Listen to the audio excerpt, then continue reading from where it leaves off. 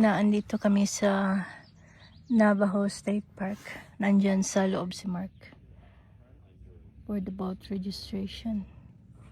Bago kami makapunta sa lake, register muna ang boat. Na andito si Talon, oh. Excited. Busy.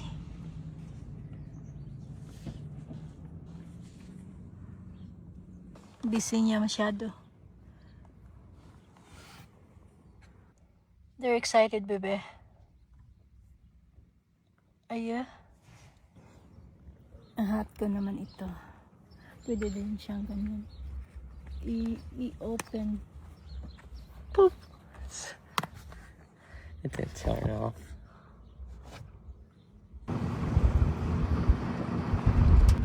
Boat inspection.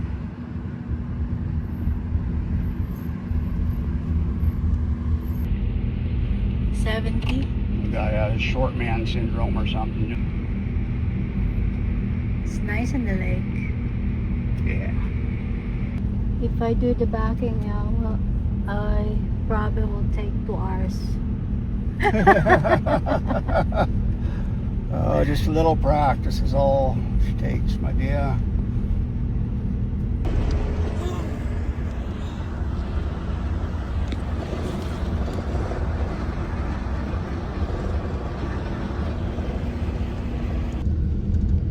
Talon is excited.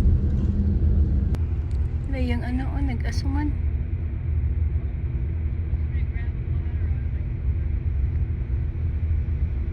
Bakit man yan nag-aso eh?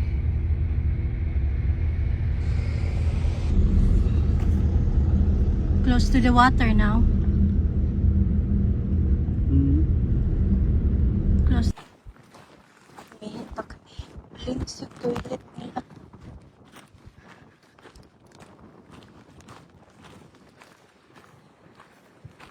Oh. Pizza? Pizza in there?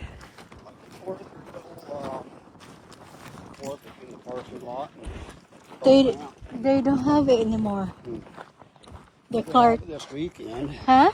They'll probably have them this weekend with all the people are expecting. They're not expecting people around weekdays? 4th of July holiday stuff. Everybody will be here. Or a lot of people. It should be every day, no? Mm-hmm.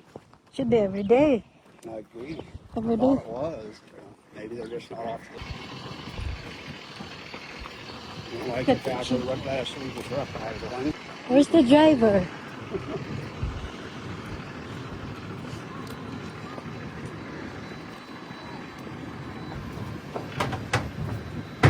Oh, that wake setter is... That's the boat we were talking about. Bryce on. Oh, is it? The Malibu on that. Oh. The Malibu is the brand name of the boat, so. It has a problem in it. To prove my point to the other little guy. Hey, Micah. How's she looking so far, Chief? Running all right? Good. Rough on the line. Oh, it will be till we go through a tank or two of fuel, probably.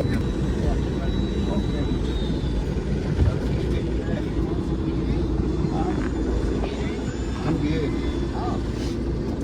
It's like a little guy syndrome back there, you know. It just don't matter. Yes. Let him go.